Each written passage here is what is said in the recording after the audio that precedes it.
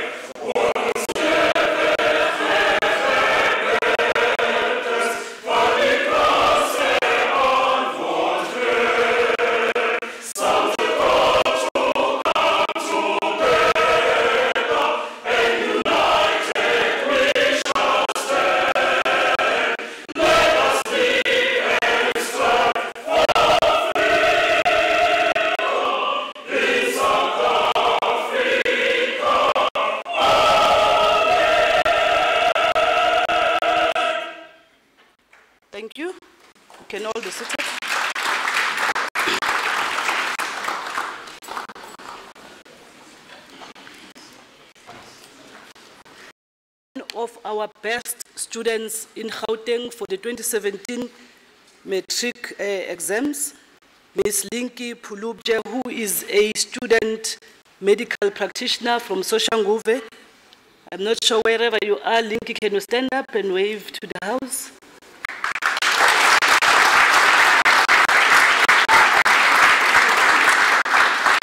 Thank you. She's with her parents. She's from Soshanguve. She obtained 6 distinctions in the previous year. Let me acknowledge all the speakers from the municipalities who are sitting there. Maybe say thank you to the Speaker of the City of Tshwane, who was supposed to host us, but unfortunately, Honorable Takama is the one that is hosting us today. Let me acknowledge all the mayors present, the mayor of the City of Tshwane, the mayor of Eguruleni, and other mayors who are here that I might not have seen. Members of the diplomatic corps sitting there from Singapore, Kazakhstan, British High Commission, State of Palestine, the USA, the Republic of Kenya, Burkina Faso, Sweden, Libya, Venezuela, Nigeria, China, Japan, Angola, Malawi, and Mozambique. We are all welcome to the official sitting of the legislature. The veterans and freedom stalwarts, the Public Service Commissioner, the Human Rights Commissioner, secretaries of the provincial legislatures, representatives of the SADC countries, faith-based organizations,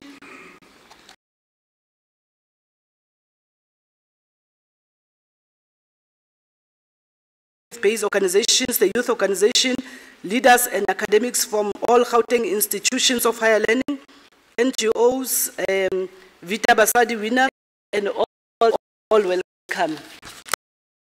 Suspend the sitting for 3 minutes in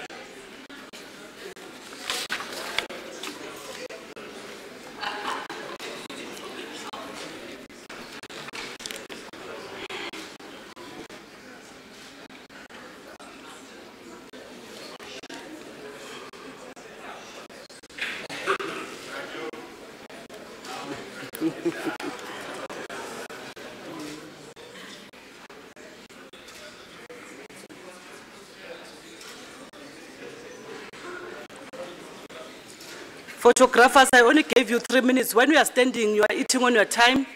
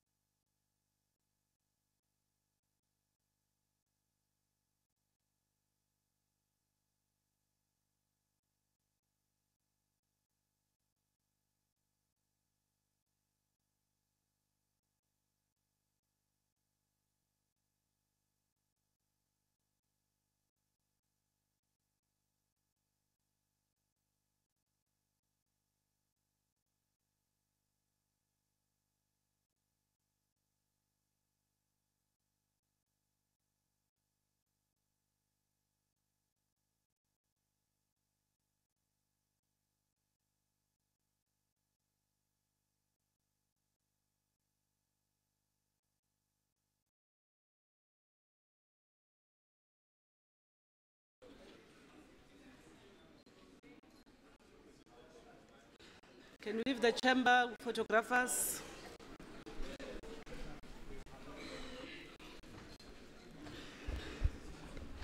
Thank you.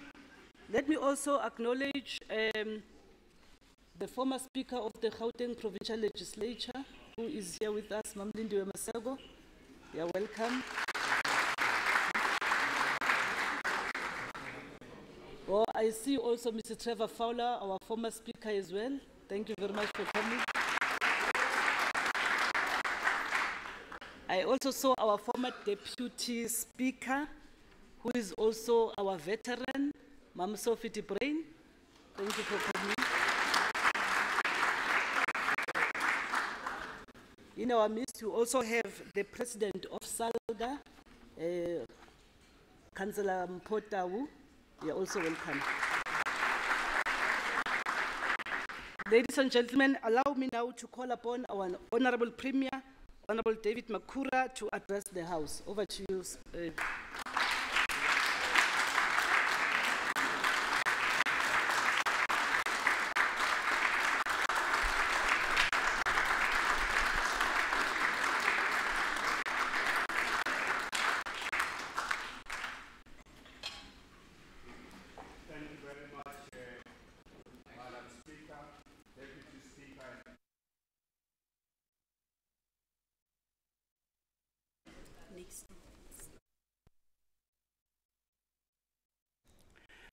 My time was lost.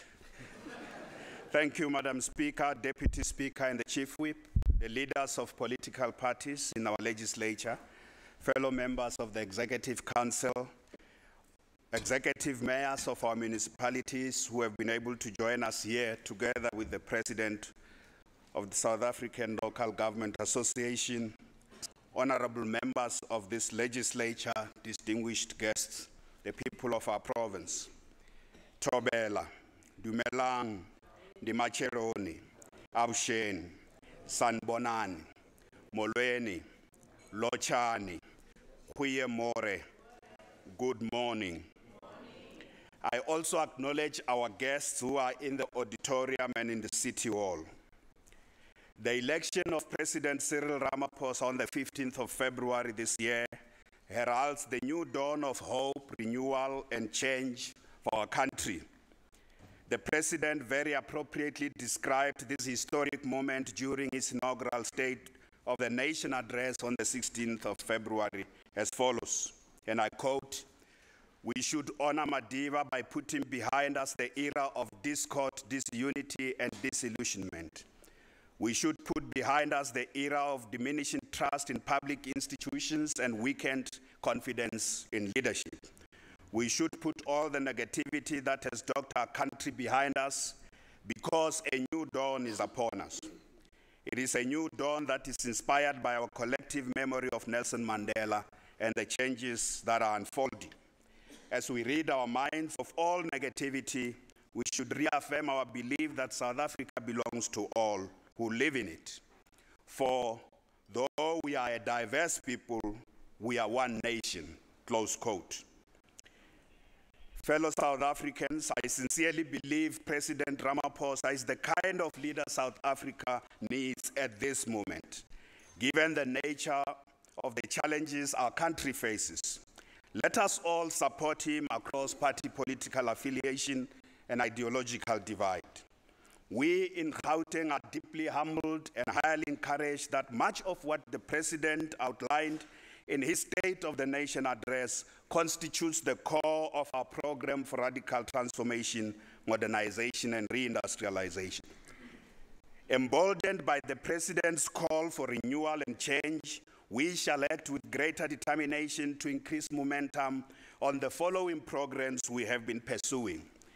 Firstly, addressing the problem of youth unemployment through TSEPO 1 million in partnership with the private sector and the youth themselves. Strengthening the partnership with the private sector, labor, and civil society to unlock inclusive growth, greater levels of employment and empowerment, as well as the structural transformation and reindustrialization of our economy. Increasing support for the revitalization of the township economy, harnessing the opportunities provided for by the advent of the fourth industrial revolution, by modernizing key sectors of our economy and the state, speeding up the delivery of new infrastructure and paying attention to the maintenance of existing one across our entire city region, upholding ethical leadership and integrity by intensifying the fight against corruption, collusion, and maladministration in government, working in partnership with civil society, reconnecting with communities throughout our province and unlocking their energies for them to become the primary drivers of this renewal and change that the President spoke about. And lastly, changing the culture of the public service so that we can treat citizens with dignity and serve the people with compassion and professionalism. As a province that played no small role in bringing about this new era of change and renewal, Gauteng province has a responsibility to conceptually, practically, and programmatically unpack the full meaning of this new dawn. And for us, it cannot be business as usual. We must first acknowledge that we are emerging from a period of pain, adversity, and despair.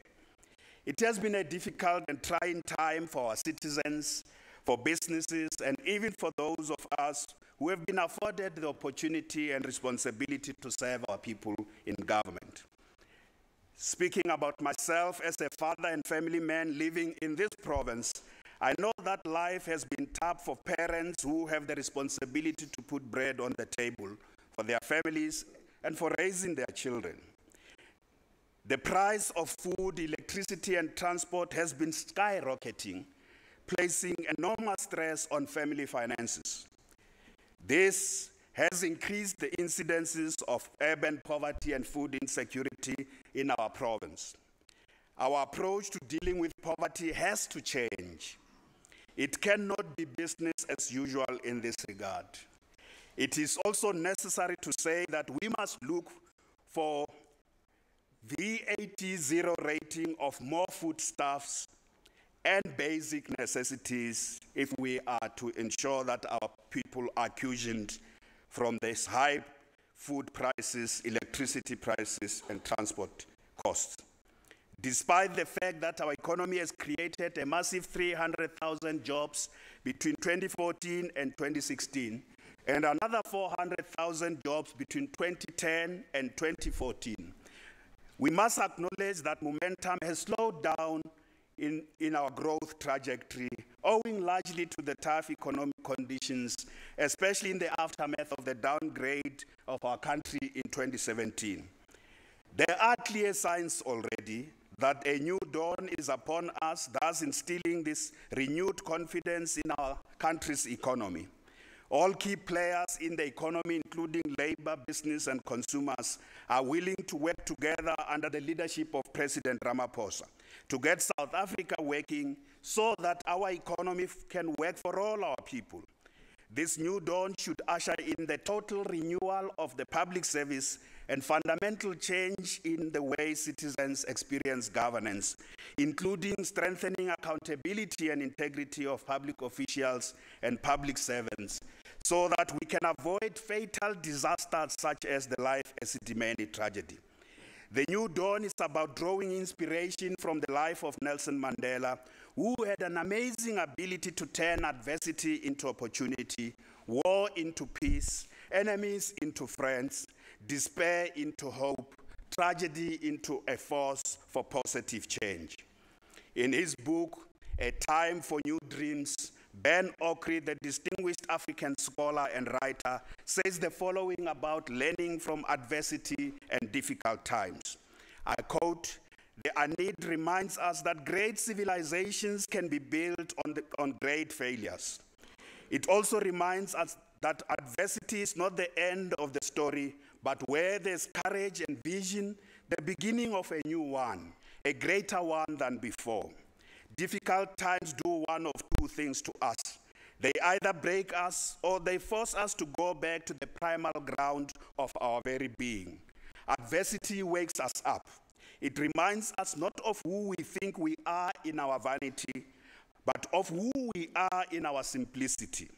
It is in difficult times that the great times ahead are dreamt and built, brick by brick, with maturity and the hope that comes from wise action. Close quote. The new dawn must therefore inspire us to recoil from despair and wake up from the nightmare of a bleak future so that we can rebuild the South Africa of our dreams. We had stopped from dreaming as a people, from dreaming about a better future due to living through a nightmare of seeing parts of our democratic state being captured in broad daylight in pursuit of greed and rabid private interest. The new dawn must therefore inspire us, in the words of Professor Khositsile, our national poet laureate, to rehabilitate our wounded dreams and reclaim and nourish the song of the quality of our vibrant being. The new dawn must also inspire young people of our province to dream big and aspire to live in a province, a country, and the world where there's greater equality, economic freedom, prosperity for all, and social and environmental justice. The youth must follow the wise counsel of President Nelson Mandela that education is the most powerful weapon which you can use to change the world.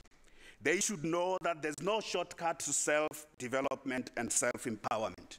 We must say to our youth that education is an act of love from us as a nation, as their parents.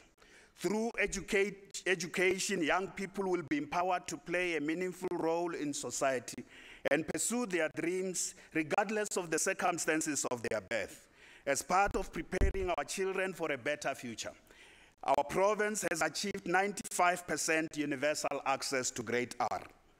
Providing all children with early childhood development opportunities is part of the South African dream espoused in our National Development Plan. With regard to basic education, Gauteng runs the second largest public education system after KwaZulu-Natal, with enrollment having grown from 1.3 million in 1994 to 2.3 million in 2018. Gauteng has also consistently been amongst the best performing provinces on basic education. Our throughput rate is above 70%, which means out of every 10 learners who start grade 12, 7 of them complete as required. In the 2017 grade 12 results, Gauteng came second after the Free State, while 7 of our districts were in the top 10 nationally. The most significant improvement in our basic education system is evident in the turnaround of township schools and the overall performance of learners from townships, especially the gateway subjects such as mathematics, science, technology, economics, and accounting. Madam Speaker, Gauteng is the only province that offers all 11 official languages and 7 international languages. This is consistent with the cosmopolitan and diverse character of our province, which we embrace with both hands. Gauteng is truly the home for all. As part of preparing our children for the future, in particular for the digital industrial revolution, our province is the leader in the deployment of digital technology for learning and teaching. The deployment of digital technology has significantly raised the level of interest and has improved digital skills among learners in our public education system. In 2017, our province was also awarded a gold prize for artisan skills development by the National Skills Authority, with KwaZulu-Natal in second place coming after us. This was in recognition of the effort we are putting in vocational training, which responds to the needs of our economy. Our schools of specialization represent a major intervention. Over the past 5 years, the Gauteng government has spent more than 1 billion rands on bursaries which have benefited more than 20,000 graduates. We will continue to invest more resources in the training and development of young people in our province because this is a province of dreamers. We welcome the introduction of free higher education for students from working class and poor family backgrounds. This is truly the dawn of a new era for many parents and young people who have been denied access to higher education for many years simply on the basis of the circumstances of their birth. Several generations of students, many of whom are here, fought pitched battles in pursuit of this dream of fee-free, further and higher education. Now the ball is in the court of our students themselves, who must work hard to complete their studies so that they do not betray the struggles and sacrifices made over many decades. As I've said before, youth unemployment is the most acute and primary economic problem of our time. Economics shall fall if it fails to answer the question of how we resolve youth unemployment. Politics will have no future relevance if youth are left out. In Gauteng province, there are close to 2 million young people who are neither in employment, in education, nor in training. Some of them are on the verge of losing hope, while others have drifted to crime and other social ills, such as drug and substance abuse. In response to the problem of drug and substance abuse, we launched Kimoja campaign, which has now reached more than 1 million young people in our province, encouraging them to lead clean and drug-free lives. Gauteng is also taking the lead in addressing youth unemployment and youth development. It is for this reason that we introduced the large-scale and massive program of TSEPO 1 million as an intervention to open opportunities with regard to demand-led skills development, job placement, and entrepreneurship for the youth of our province. This groundbreaking partnership between the Gauteng government, Harambee Youth Employment Accelerator, and more than 40 major private sector corporations is a living example of a social compact. Since 2015, nearly 460,000 young people have benefited from TSEPO 500,000, which was a small flagship program, which we have now transformed and rebooted it into TSEPO 1 million, so that we can reach more young people in our province and give them hope. In this regard, the call made by President Ramaphosa to place the unemployed youth in paid internships in companies across the economy will inject momentum to the work we have already been doing through TSEPO 1 million. We can get more companies to lend a hand and give our youth a chance. As part of addressing structural youth unemployment, we are aligning our education and training programs to meet the needs of our new economy. We have a partnership with technology companies to train large numbers of young people in digital skills so that they can take advantage of employment and entrepreneurial opportunities in the digital economy. The fourth industrial revolution is upon us. It is fundamentally transforming the way we live, work, and relate to one another. It offers enormous opportunities and challenges, and we have to be prepared for it. The World Economic Forum estimates that 65% of children entering primary school today will find themselves in occupations that do not exist. It is estimated that over 35% of current jobs in the South African and Gauteng economy will change, and others will disappear completely as a result of the fourth industrial revolution. Our economy is transitioning to the knowledge-intensive industries, with the average ICT intensity of jobs in South Africa having increased by 20% over the past decade. As part of getting ready for this fourth industrial revolution, our province has invested public money in the creation of broadband infrastructure, whose goal is to reach 100% broadband connectivity in our province by 2020. To date, we have connected over 1,500 kilometers of network fiber, with 1,066 access points connecting schools in communities, health facilities, libraries, and community centers. Through our ECAC Lab Innovation Centers, we are supporting entrepreneurs and youth with their innovations and fast-tracking the establishment of sustainable and innovative businesses in our townships.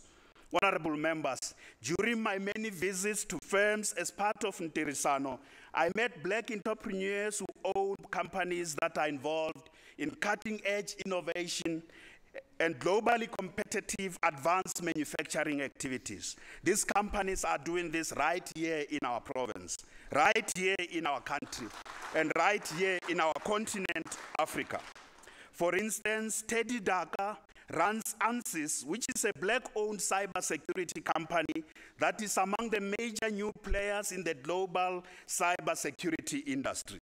We as South Africa are not paying enough attention to the cybersecurity question, whereas other countries are very keen to deploy ANSYS capabilities to solve their own problems of cybersecurity.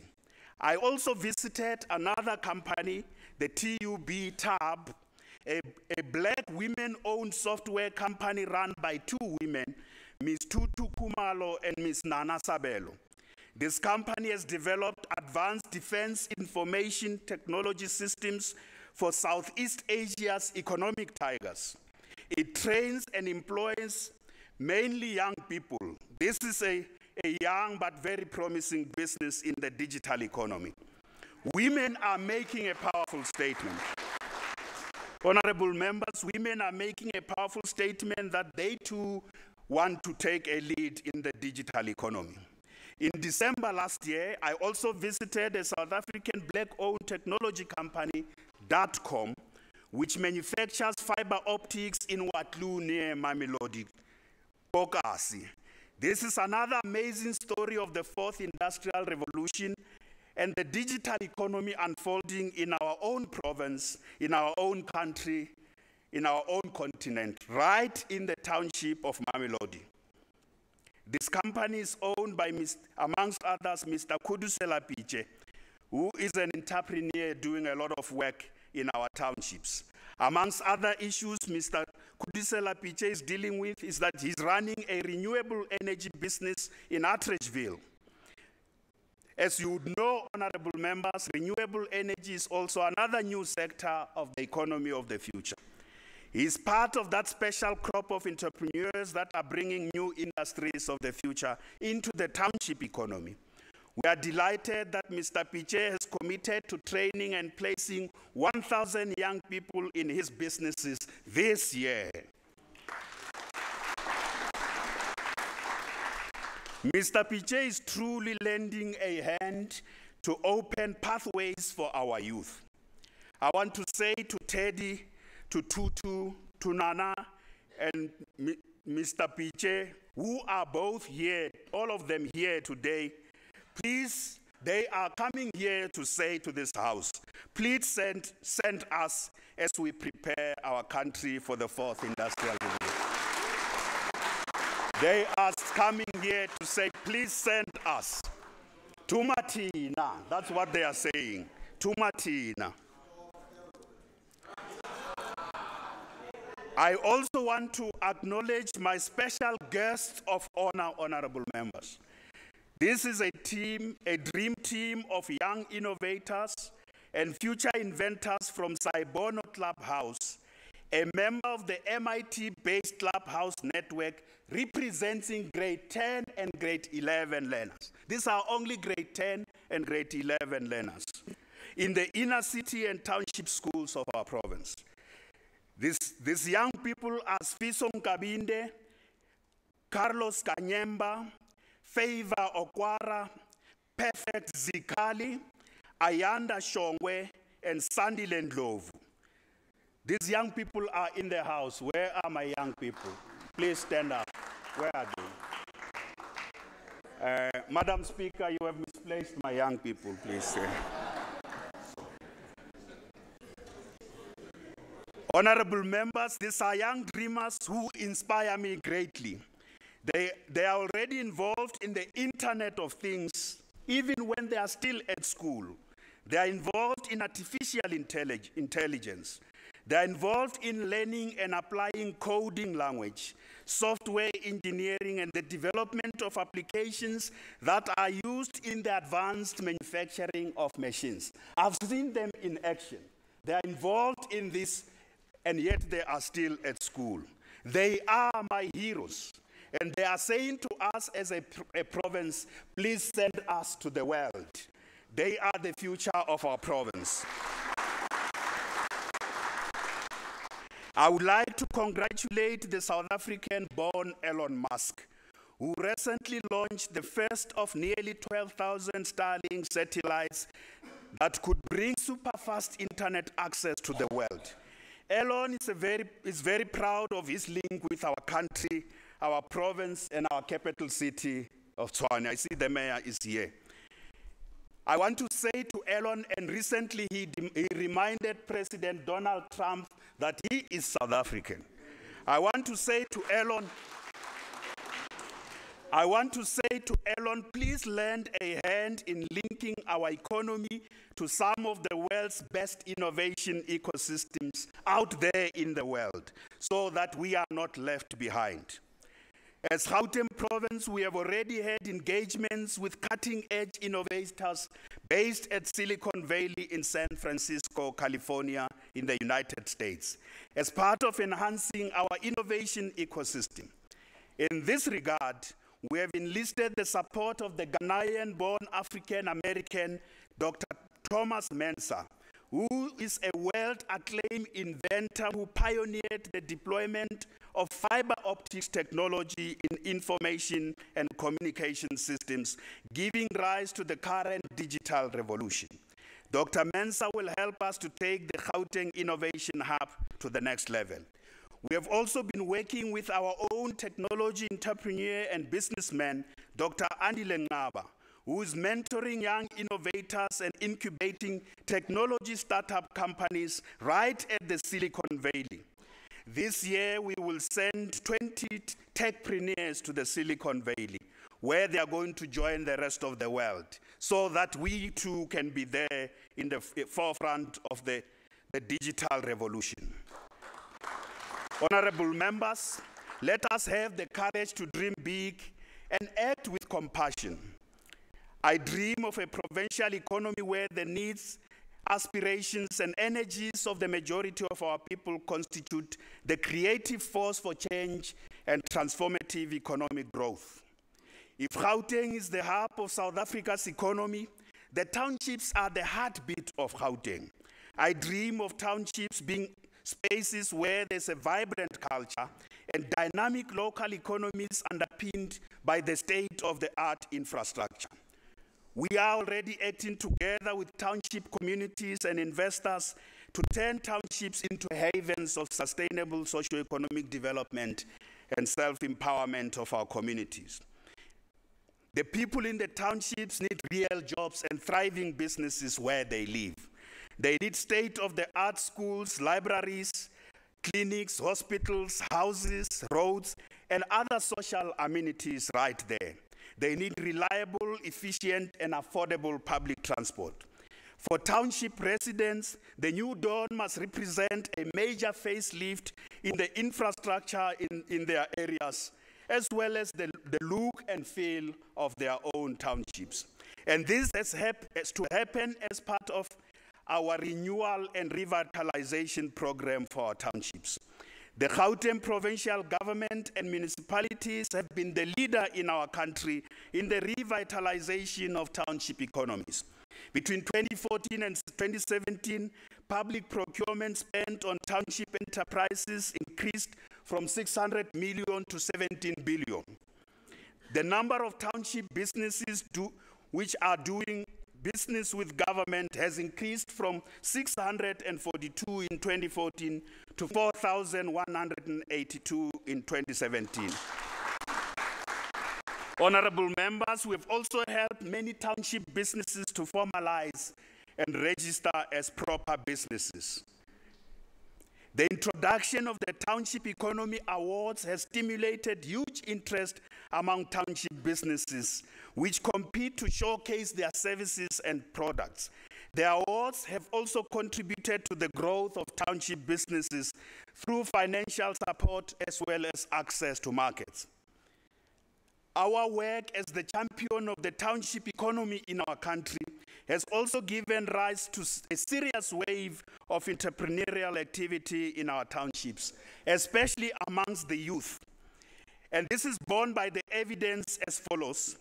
The 2017 Venture Band Tech Startup Survey shows that 44% of technology startup companies are 44% of the tech startup companies list Gauteng as their home, as compared to only 26% which list the Western Cape as their home.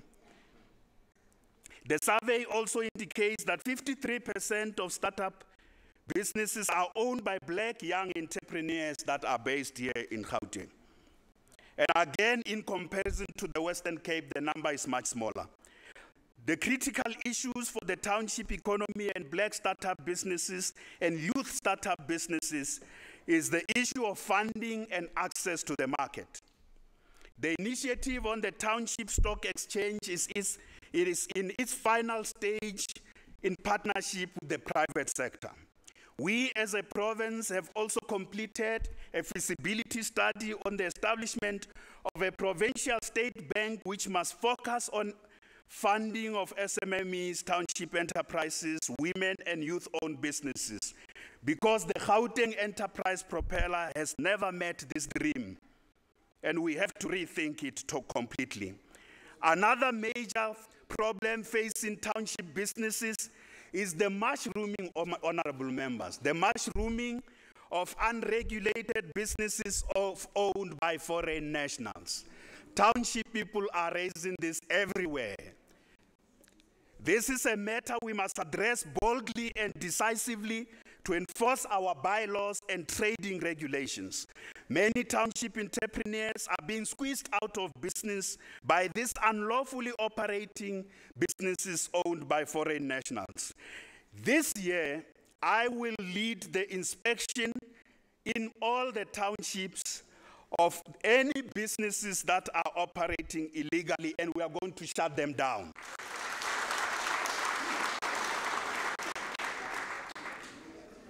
We are going to shut them down because they are undermining our work on the township economy. In addition, we have a partnership with 40 corporations which is opening new vistas of opportunity to township-based businesses to participate in corporate supply chains, thus helping to transform these township enterprises into more sustainable businesses without having to rely solely on government contracts. We continue to invest in development of cooperatives. To date, Gauteng has 14 registered cooperative banking institutions which are serving over 16,000 member owners, with more than 100 million in savings and 150 million in assets. We are working with these institutions to ensure that they become future financial providers to township enterprises. In partnership with the Italian cooperative movement, we are facilitating the formation of consumer cooperatives in the wholesale and retail sector. These cooperatives will also mobilize the collective buying power of more than 250,000 township households to purchase affordable goods at stores they own and control. Women-led cooperatives, the majority of whom are also in the townships, are producing dignity packs and school uniforms and have created more than 30,000 jobs in our economy. Madam Speaker, we remain consistent with our procurement strategy, which must help drive re-industrialization and localization. Our province is determined to champion the use of public procurement budgets of the provincial government departments and municipalities to stimulate local production. For example, the 17 billion we are already spending in the township economy and other significant resources in designated sectors like furniture must be used to procure goods sourced from local productive enterprises. The majority of our departments are not yet complying with local content requirement. We will this year ensure that capacity is developed within every government department as well as in our municipalities to ensure that they all procure goods that are produced and manufactured in our provincial economy instead of them importing goods from other economies, especially economies in the East and in Europe. Honorable members, the social compact is underway in Gauteng province. We have been working with private sector partners to unlock the potential of other sectors of our economy. For instance, we have agreed with the business process outsourcing sector, the BPO sector, on creating 30,000 jobs in the call centers and business support services by 2019. In 2017 alone, this sector has already created 6,000 jobs, and we have only started working with them in late 2016. We have also set up joint action labs focusing on industries such as capital equipment and machinery, the ICT sector, the automotive industry, mining, food and beverages, agriculture, and agro-processing. Despite the progress we have made in the past 4 years, the Gauteng economy continues to face enormous challenges. Low levels of growth are impacting negatively on our ability to create sufficient number of jobs that will drastically reduce unemployment. Honorable members, we need our economy to create 5,400 jobs per day if we are to eliminate unemployment totally. If we are to have unemployment, we at least need this provincial economy to create 2,700 jobs a day. And this is a mammoth task. Every sector of our economy must contribute to this task. The new dawn heralds better prospects for our economy as both investor and consumer confidence is rising. It will also boost the South African exports, especially to the rest of our continent. Now, this is very, very important. We in Gauteng have intensified our work regarding trade and investment in our continent. There's no doubt that our work is bearing fruit. In 2016 alone, our province attracted 75 foreign direct investment projects into our provincial economy. And these projects are worth 36 billion rands. These projects have created 9,354 jobs in this economy. Over 3 years, that is between 2014 and 2017, end of 2017, our province attracted more than 200 foreign direct investment projects worth 69 billion rands, and these projects created 19,000 jobs. Honorable members, we must be proud that Gauteng is the leader with regard to inter-Africa trade. As of 2017, Gauteng companies had 169 projects which are worth 356 billion rands across our continent of Africa. Inter-Africa trade generated a total of 46,732 jobs in the Gauteng economy. And this is very, very important, honorable members, that we know it is not just about investing in our continent, but that investment generates additional economic activity here at home and creates more jobs. One of the major drivers of foreign direct investment and sustainable economic growth is the quality of infrastructure. Sustained investment in world-class infrastructure stimulates growth, employment, spatial transformation, and social integration by connecting communities and linking producers to markets. Since 2014, together with the private sector, we have invested more than 40 billion rands in building and maintaining infrastructure, such as building and upgrading schools, including ECD centers, recreational facilities, hospitals and clinics, houses, libraries, roads and public transport, as well as broadband and township industrial parks and agri-parks. According to the Quality of Life survey released by the Gauteng City Region Observatory in 2016, the quality of infrastructure in our province has received the highest rating amongst the citizens in the Citizen Satisfaction Survey. This is what the citizens say, that infrastructure in Gauteng is the #1 area where they think we are doing well. Our infrastructure investment projects have also contributed in creating and maintaining more than 100,000 jobs, and in growing businesses, especially businesses owned by black people, women, youth, and people with disability. The economy and the quality of infrastructure are not the only issues of concern to the people of our province. The people of our province are also concerned about the quality of public services. Honorable members, the Life Esidimeni tragedy has exposed deep institutional problems within our public health system in particular and the public service in general. It cannot be business as usual.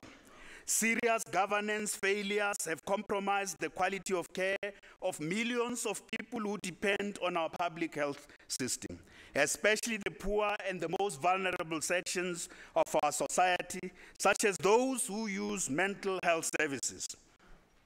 I would like to reiterate that the death of 144 Life Esidimeni mental health patients is a tragedy that has left deep wounds and pain in the collective memory of our democratic nation. It is something that should have never happened and should never happen again. The Gauteng provincial government had budgeted enough money for mental health care services. I would like to reiterate that the transfer of mental health care patients to ill-equipped and unlawfully operating NGOs was never approved by myself or by the Executive Council which I lead. However, as the head of government in this province, I have taken full responsibility and accountability for this tragic loss of life of our fellow citizens. I did so because I cannot pass the buck. I am the premier of this province and the buck stops with me. I take full responsibility for anything that goes wrong in the administration I lead. I must face the people and fix the problem. I dip my head in shame and once more apologize that this happened under my watch, and I'm totally committed to take corrective and remedial action to ensure that this never happens again. I've made a public commitment that I will work tirelessly with the families to ensure that those who are criminally liable, as determined by the relevant law enforcement agencies, are prosecuted so that the cause of justice is served. We keenly await the outcome of the alternative dispute resolution process led by retired Deputy Chief Justice Dikgang Moseneke. I am absolutely determined to speedily implement the outcome of this alternative dispute resolution process in order to ensure redress, justice, and closure for the affected families.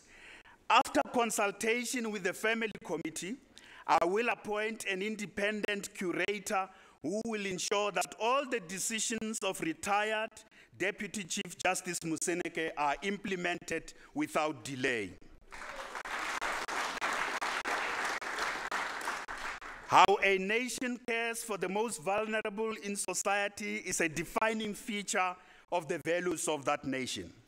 In April this year, I'll appoint the panel of experts and civil society representatives who will review the work our work in caring for the most vulnerable sections in our province. And these sections in our province who are most vulnerable, the sections of the population include people with mental illness, the elderly people, people with disability, and children. Many of them are also found in facilities that are not adequately equipped to take care of them. Another defining feature of a caring nation is how it looks after its military veterans, that is, the men and women who put their lives on the line for their country. Last year, we established the Military Veterans Desk in the Office of the Premier, which is working with the Department of Military Veterans and Municipalities to address the plight of our military veterans. Substantial progress is being made to address their housing, educational, health, and public transport needs. Urgent steps need to be taken to turn around the performance of the Gauteng Department of Health. The Minister of Health and myself have jointly appointed an intervention team of public health experts and managers to support the MEC for Health, Dr. Makhura, in turning around the performance of the Gauteng Department of Health by attending to all the deep structural and financial problems this department is facing. We are confident that this intervention will succeed, and I want to invite you, members of the EFF. I know health is an important issue for you this year. I want to invite you for us to join hands. Let's join hands and work together. I also want to invite you, Mr. Bloom, Honorable Bloom, let's work together to fix the health system in our province. This is not a party political issue. Health is an important issue for the well-being of our people. Let's work together to fix it.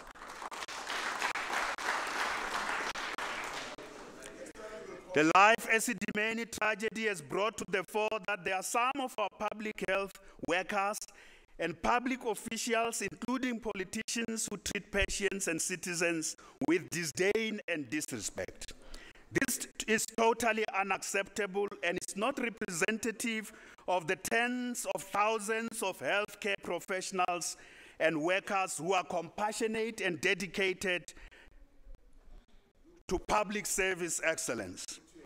Gauteng province runs the biggest health system in Southern Africa, which caters over 20 million visits per annum.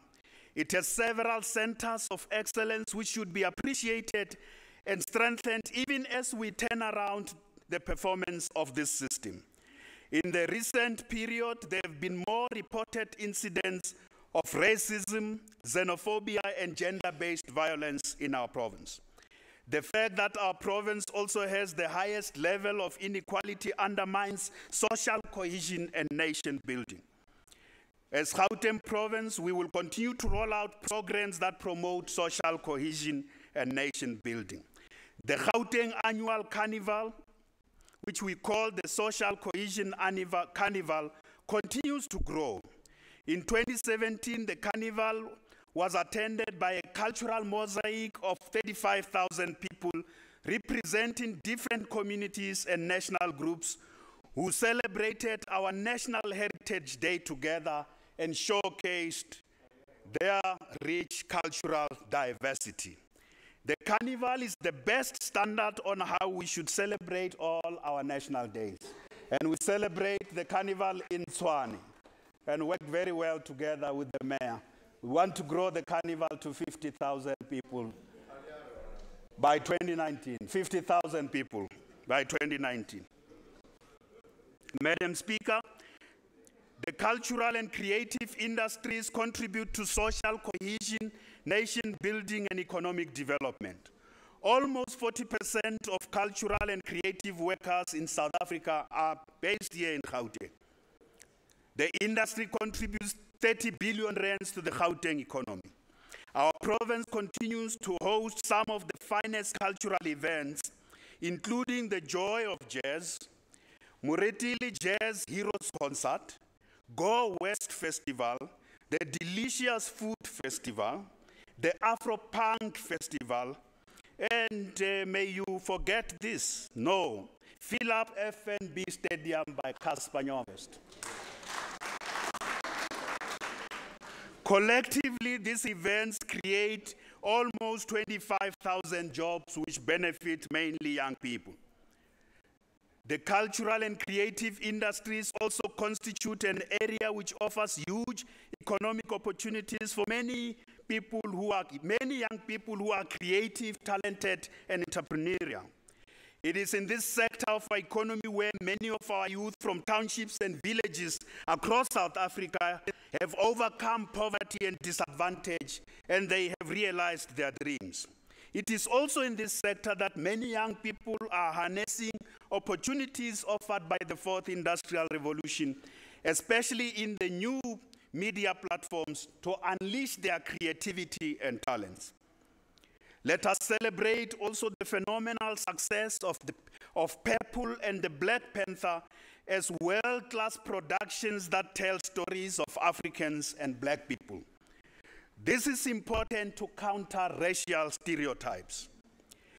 I will this year in June convene the cultural and creative industries in Indaba to develop the roadmap on how we take this important sector of our economy to the next level. Gauteng must be the creative pulse of our nation. Gauteng is also the home of champions. We are the home of competitive sport in South Africa. We are the home of the great Orlando Pirates, Buccaneers.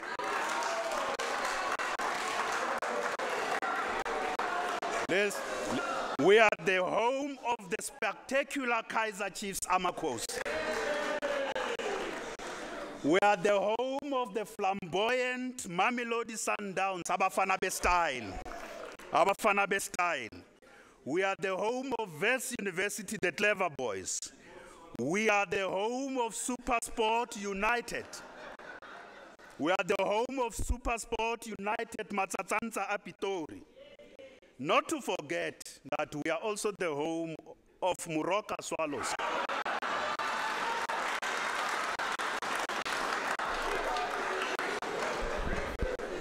May their soul rest in peace.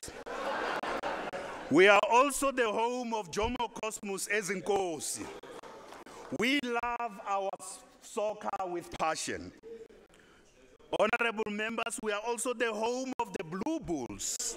May blood as Roy, may blood as blow, may blood as Roy, your blood as Roy, may blood as blow. We are also the home of the Golden Lions. We are the home of the Falke. We also love our rugby with passion.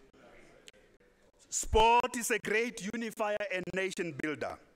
In 2017, we introduced the Premier Social Cohesion Games, which drew tremendous support from soccer and rugby legends who participated in tournaments in different parts of our townships.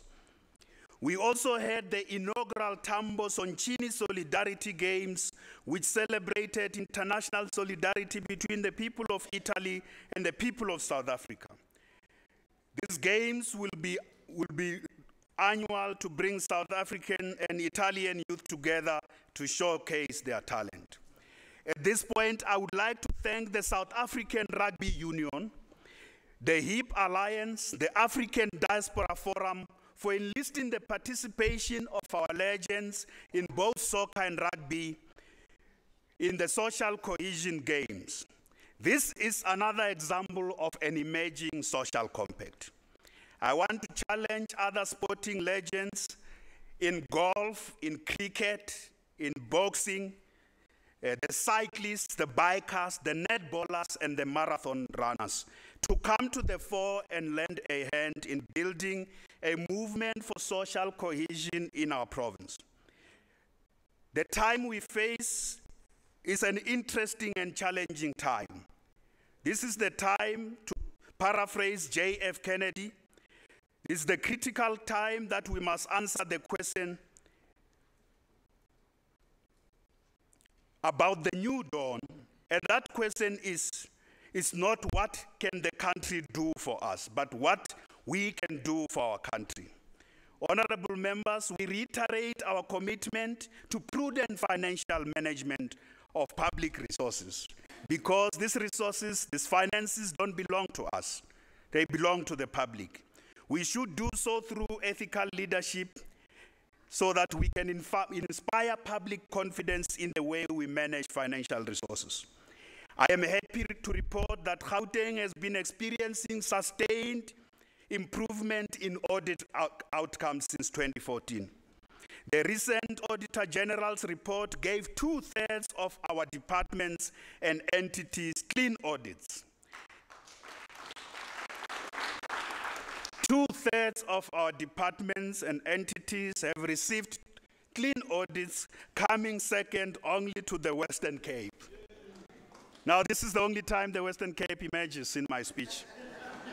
Very, very important. Coming second only to the Western Cape.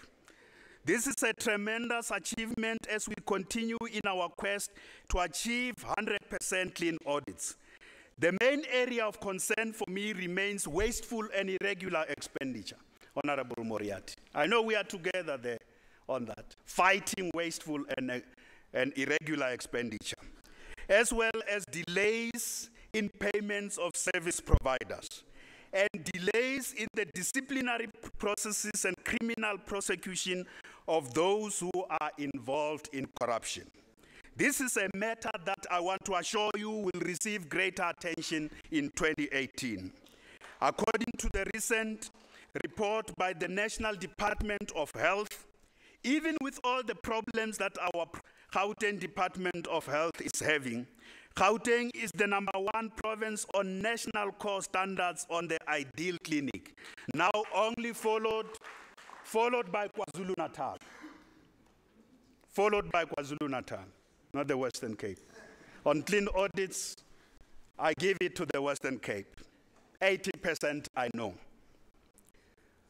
On ideal clinic, we are the #1 province followed by KwaZulu-Natal. Out of 372 clinics, 281, that is 71%, have achieved the ideal clinic status. And what does this mean, to be an ideal clinic? It means that these are clinics which open on time, they have good infrastructure, they have adequate supply of medicines, they are clean, and they are staffed by health professionals who practice Batupili principles. This is a fundamental issue, because if Batupili principles were adhered to, we wouldn't have life as a Dimeni tragedy. These clinics are ready to roll out the national health insurance. We are also the only province that has championed and has introduced the open tender system as part of the crusade against corruption and maladministration. This year, honorable members, we will introduce in this legislature a bill on the open tender system. As part of our efforts to institutionalize clean governance, to build a culture of integrity and fight corruption, I have also appointed a civil society-led ethics and anti-corruption council as our own watchdog to ensure that there is clean governance in Gauteng. They are our own watchdog. This advisory council is already hard at work cracking down on specific areas where the specific departments have a bad record on compliance with regulations and ethical standards. Please lend a hand in the fight against corruption. I've also met with the Special Investigation Unit to ensure that all outstanding cases involving Gauteng government officials are speedily concluded, so that where necessary, criminal prosecutions can ensue, and they must ensue this year. It is unacceptable that many forensic investigations are instituted by departments, but there are no consequences on the part of wrongdoers. As a province, we have been outspoken and consistent in the fight against corruption, but there are departments and officials who still undermine our track record on ensuring that there is clean governance. This is their year. They are going to face serious consequences. I want to take a lead as well in this. I want to take a lead together with the MECs to subject ourselves to lifestyle audits this year.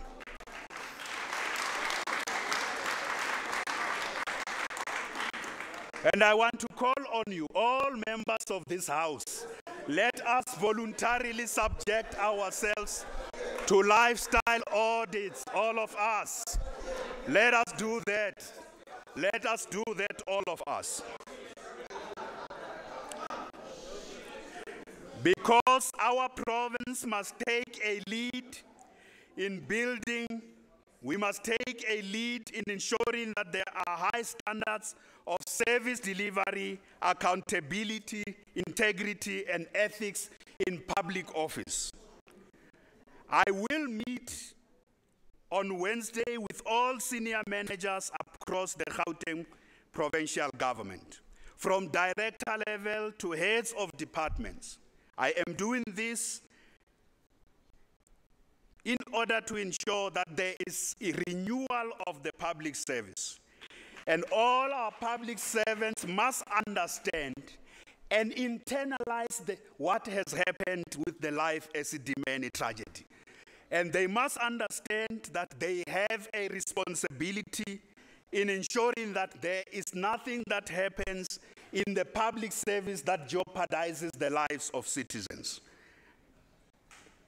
I am going to come out of that meeting with public servants on Wednesday with a very, very clear program that will ensure that there is no department in Gauteng province where public officials, including those of us who are politicians and public servants, do as they wish.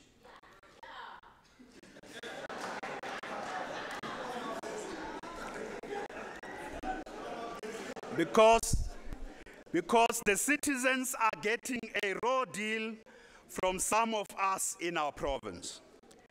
We need a new and fresh approach to enforce accountability and delivery. We can't have anyone who gets paid so much money passing the buck. Many of the people who do things and later say, it's not me, or I don't know, I was told this. We pay. The public pays public servants and politicians a lot of money that they don't have. A lot of money that they don't have. Madam Speaker, I want to pay attention to the perilous problem of crime in our province. I am saddened that we are not yet winning the war against crime because of the high rate of crime which destroys the dreams of many of our people who yearn to live their lives in safe and secure communities. Over the past year, we have worked much better with the leadership of the South African Police Service, led by General Dilange, the Provincial Commissioner. We have also worked better with community policing forums and other law enforcement agencies in directing resources and the collective energy of our communities towards areas which contribute to a high rate of crime. Together, we have now set targets for every station, every cluster, and also targets for provincial, cluster, and regional commanders to reduce crime by 50% in the 40 high rate of crime areas in our province. Those targets have been set and they have to be met. Working with national government and municipalities, and the mayors are here, I'm very grateful. We have also added 1,266 police personnel and 859 high-performance vehicles to improve police visibility and response. We have reintroduced specialized police units to focus on priority crimes such as gender-based violence, the trio crimes, drugs, and farm murders. Our police officers are highly motivated by our intervention. They are now well equipped to reach any place as fast as possible. Madam Speaker, I want to thank Honorable Van Staden and Honorable Dr. Peter Groenewald of the Freedom Front Plus for meeting with me and MEC for Safety, Honorable Nkosi Malobane, on the 16th of December last year to discuss this vast issue of crime in our province. They have made a contribution to come to the fore and lend a hand in the fight against crime because they feel this is also their beautiful province. Honorable Van Staden has come to the fore and say to us as the government and to the people of Gauteng, stuur my asseblief. Stuur my asseblief. Steer me asseblief, Honorable van Staden. Thank you very much, Honorable van Staden. I want to challenge all other parties to join hands in the fight against crime. Honorable Lorima, I know your passion in this area of fighting crime. I want you to join hands with us in fighting crime wherever it manifests itself. We have also launched a campaign that draws the attention of our nation to the plight of young women and girl children in our province. Through this campaign, we are galvanizing a multidisciplinary response to the multiple and complex challenges facing our girl children and young women. We will act together to tackle high levels of violence and femicide against young women, increased rate of new HIV infections amongst young women, the high pregnancy rate and school dropouts amongst girl learners, the stigmatization, attacks, and killing of members of the LGBTQI community in our province. Honorable members, patriarchy and unequal gender relations are at the heart of the problems facing women in general, and specifically young women and girl children in our society. Our response must therefore be comprehensive, multi-sectoral, and multidisciplinary in order to combat crimes against women and girl children. A key focus of this response must first and foremost be the empowerment of young women and girls through education and creating opportunities, economic opportunities for them, in order to enhance their economic independence and reduce their vulnerability. We also have introduced a program which focuses on equipping young mothers with the necessary skills that will transition them from depending on child support grants so that they can engage in sustainable economic opportunities. That program we call Welfare to Work. Honorable members, since 2014, we have moved 30,000 young mothers out of child support grants, and they are now living independent and sustainable livelihoods, and they can look after their children. We have trained these young women. They are now involved in sustainable economic opportunities. Some are running their own businesses, others are employed. They no longer depend on the child support grant. In addition, we must also ensure that the girl child stays in school. For this reason, we have provided 1.1 million girl learners with dignity packs and sanitary towels over the past 3 years. We have now upscaled this program in partnership with civil society and the private sector, and we hope over the next 12 months we will reach 1 million girl learners across the province. Our response will also include ensuring greater coordination between the criminal justice system, civil society, and other stakeholders. To this effect, I've appointed a special cabinet committee that is coordinating our response. We call on all communities to lend a hand and join the fight against crimes perpetrated against women.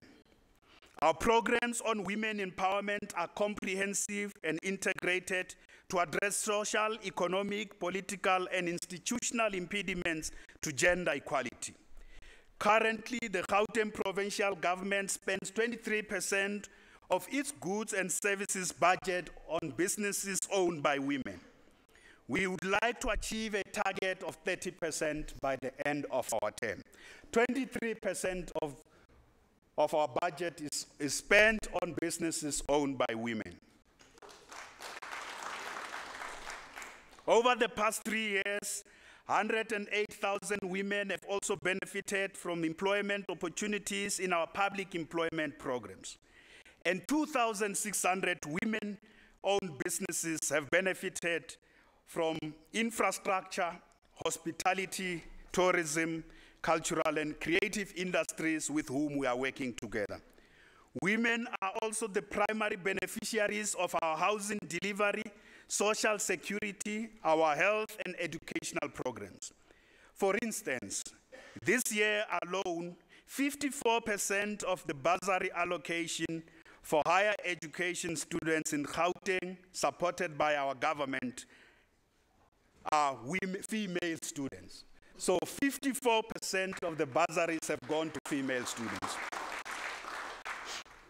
Madam Speaker, the central tenet of our vision for Gauteng is to build a province with integrated, safe, livable, green, sustainable, economically viable, and culturally vibrant communities.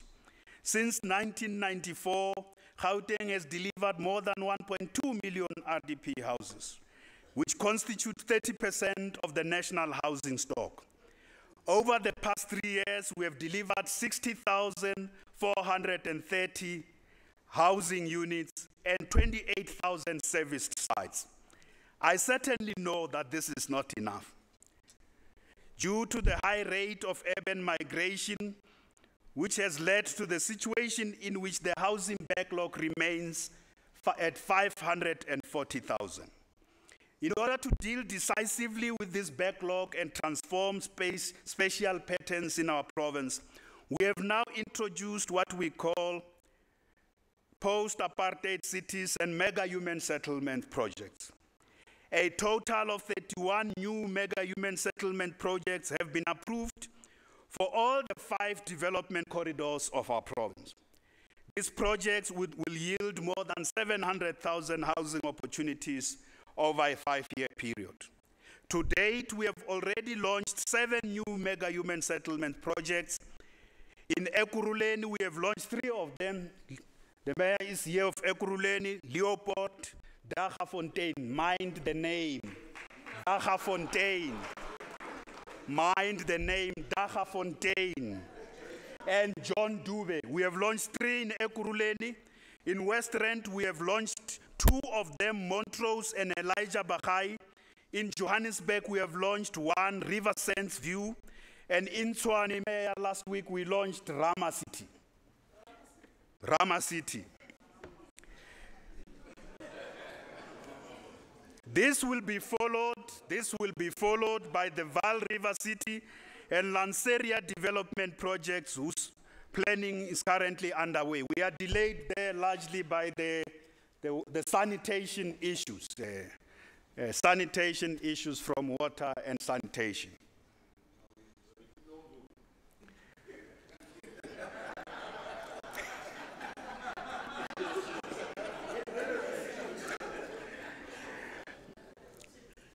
The mega-human settlements and post-apartheid cities have already attracted private and public sector investment of more than 100 billion, which will also contribute to Gauteng's provincial economy.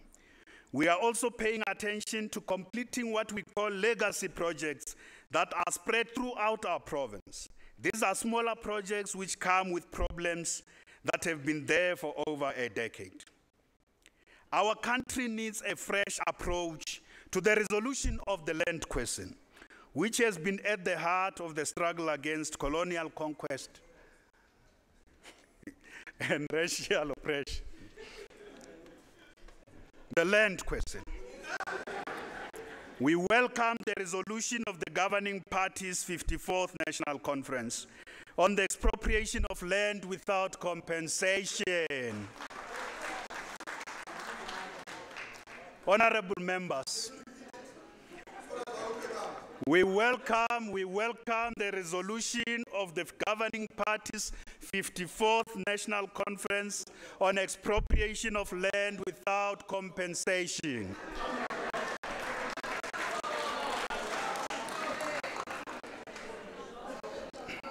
Honorable members, as an urban province, the land question is particularly pressing when we seek to overcome apartheid, spatial, and economic injustice through integrated and sustainable human settlements. As we also seek to ensure the security of land tenure and support urban agricultural production and food security, as well as to build industries where it matters most, closer to our townships. We need this land to do all these interventions. Without the land, We cannot do all these interventions. We can't adequately re-industrialize our province. So we are going to work with municipalities, with national government, to release land in state hands for productive use as an immediate issue right now. We have land in state hands. Municipalities and ourselves as the provincial government, we have land, and national government, we have land immediately in our hands, which is underutilized. There's also significant land that's lying fallow, some of which is abandoned by absentee landlords. This land must be expropriated and allocated to our people for their own advancement.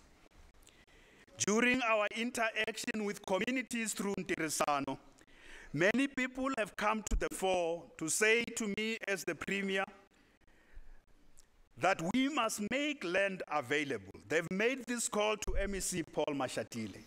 Many of them say they don't want to wait for a house from government. They say, give us the land, we will build houses for ourselves.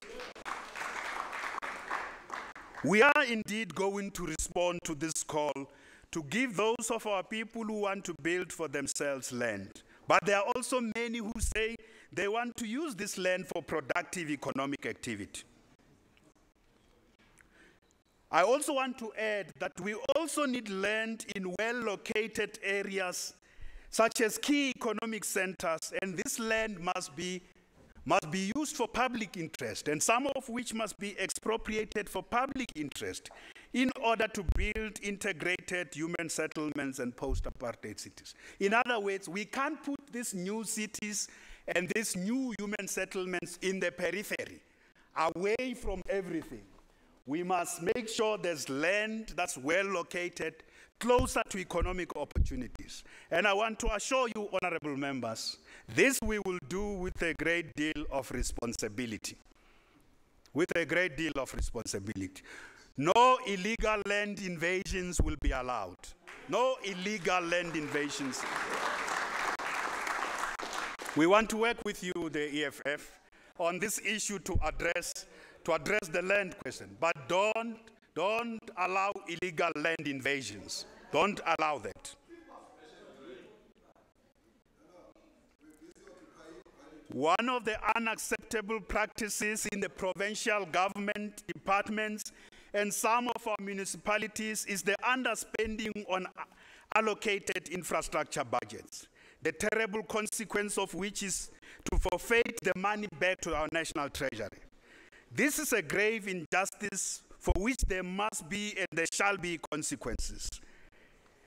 Our work, honorable members, must be to ensure that we spend every little cent that we have to improve the quality of life of our people.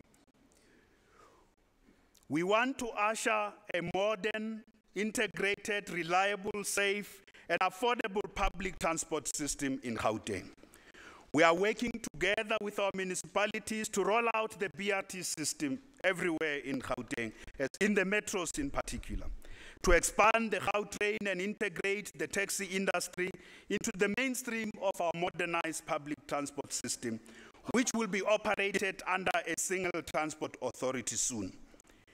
Honorable members, we all know that the e-tolls have added to the cost of living for many motorists and public transport users in our province.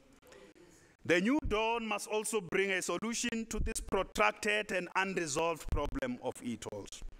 It is loud and clear for all to see that e-tolls have not worked. I want to repeat. It is loud and clear for all to see that e-tolls have not worked. Accordingly, I will engage President Ramaphosa in order to find a new and more equitable funding model to support the continued expansion of Gauteng's road networks and public transport system. And I want to say to you, please send me. Please send me. Stuur mij alsjeblieft. Tumani mina. Tumani mina. Tumani mina.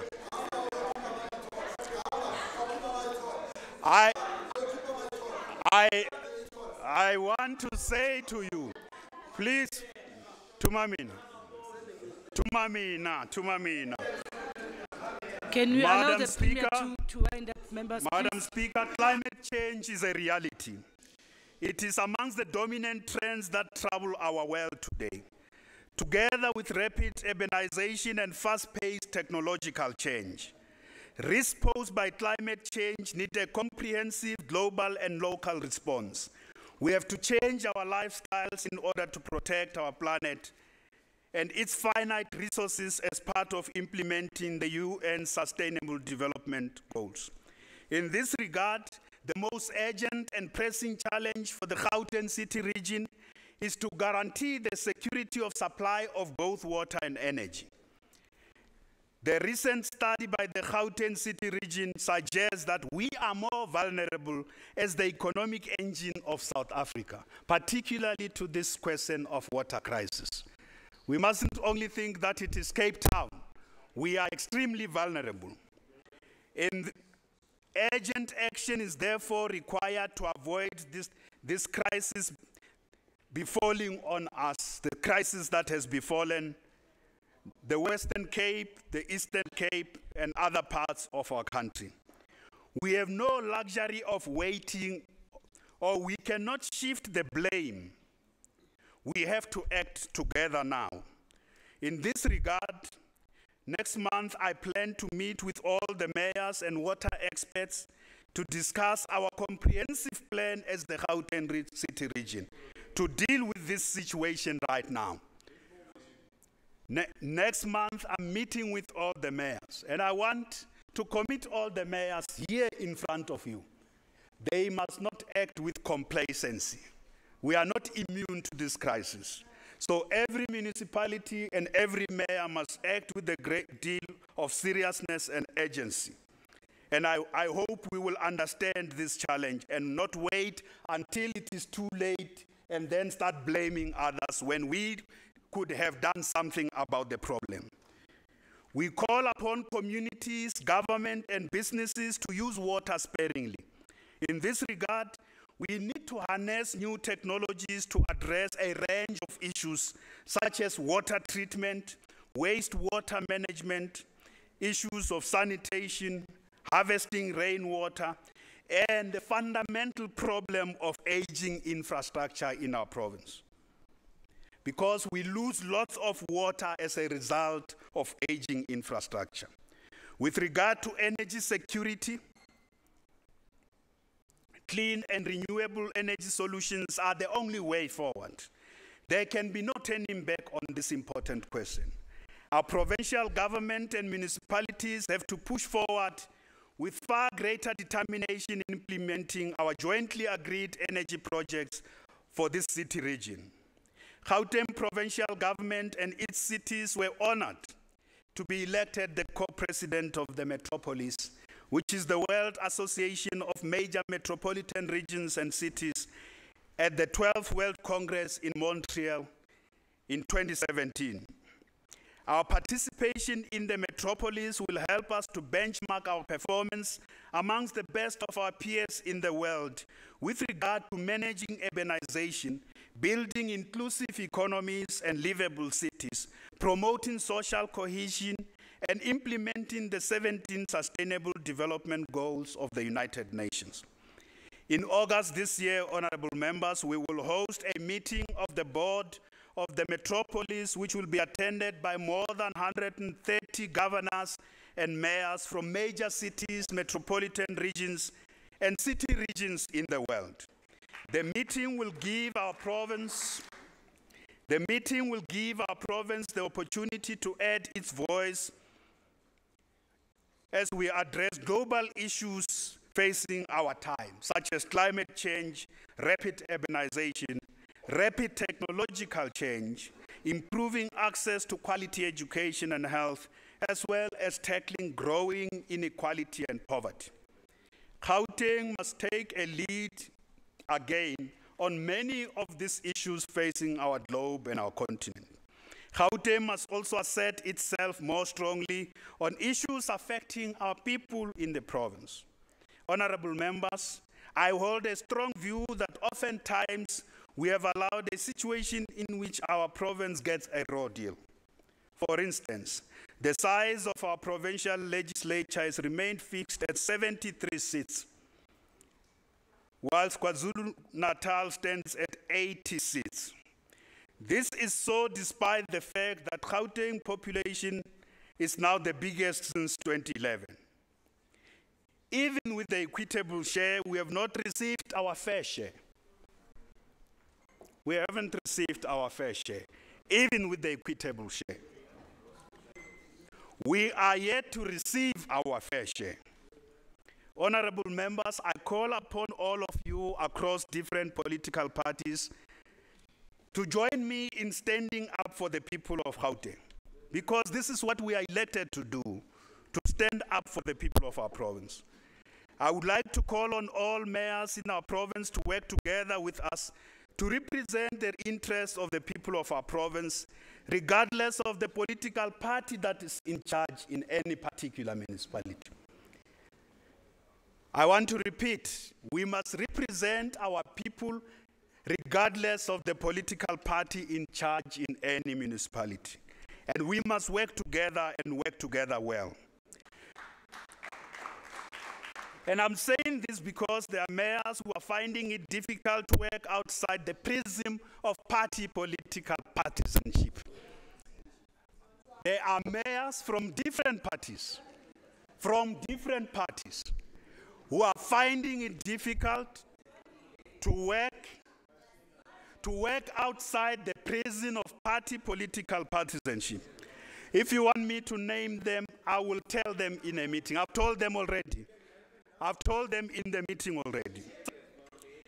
If we are to deliver a better life and enable all Gauteng residents to live their dreams, let us pursue a common public interest for the people of our province.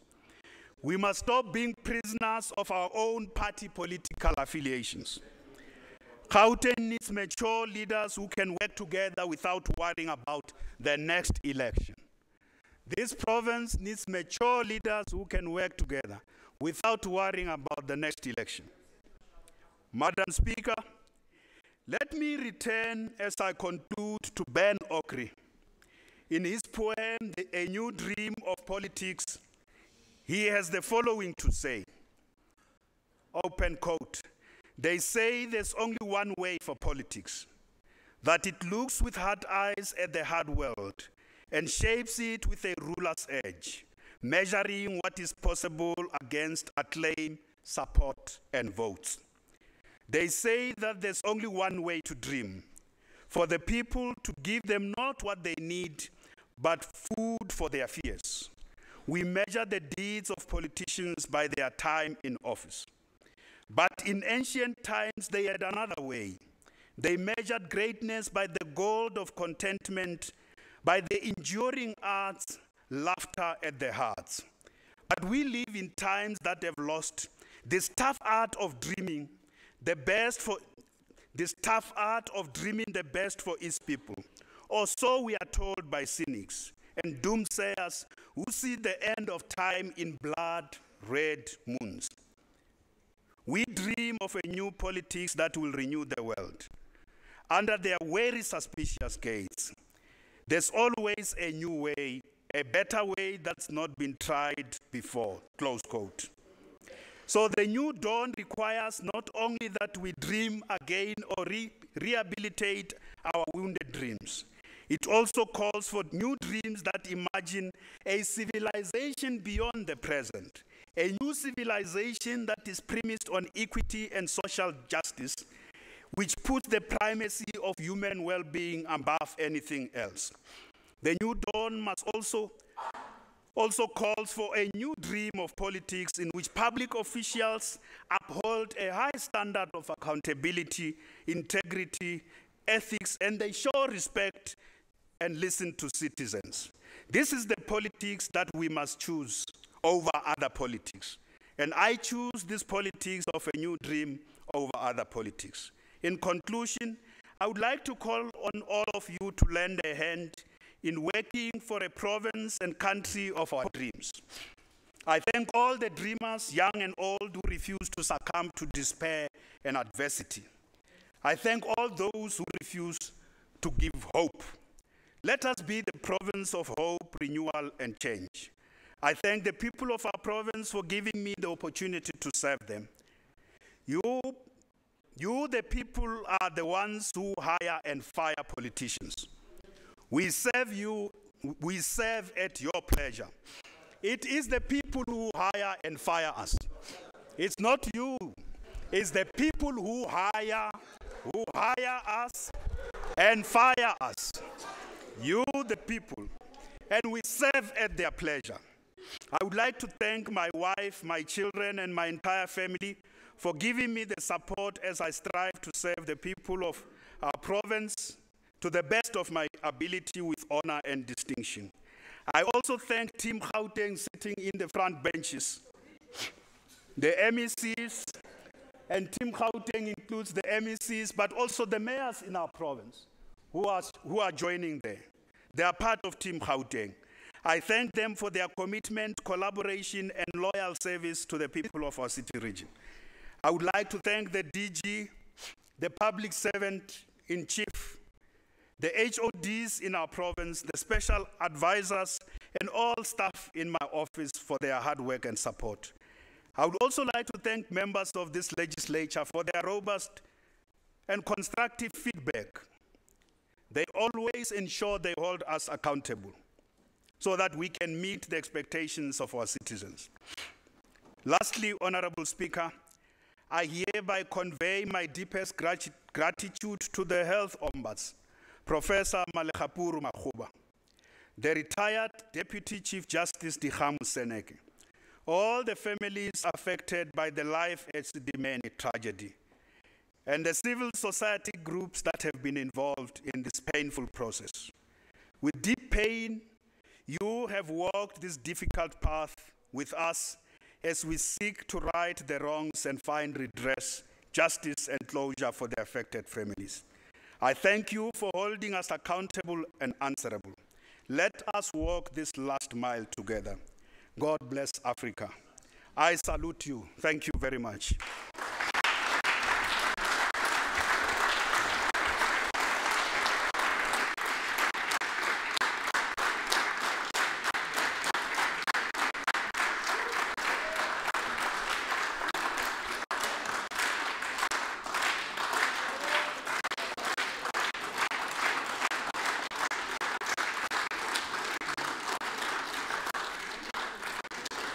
Thank you. Thank you very much, Premier, for your address. And we request that your address be forwarded to the table for placing on the order paper in terms of Rule 16 and will be debated on the 1st of March. We will adjourn our meeting, but I will request all members of the provincial legislature to please proceed to the piazza immediately thereafter for a photo shoot. All invited guests will have light lunch in Committee Room C as well as at the City Hall, and our protocol team will actually usher you and show you the way. Members of the legislature, immediately after the photo shoot, you'll go to the members' lunch for a light lunch as well. Our next sitting will be on Thursday, the 1st of March 2018, and it will start at 10 hours sharp. And the sitting is now adjourned. I wish to thank you all.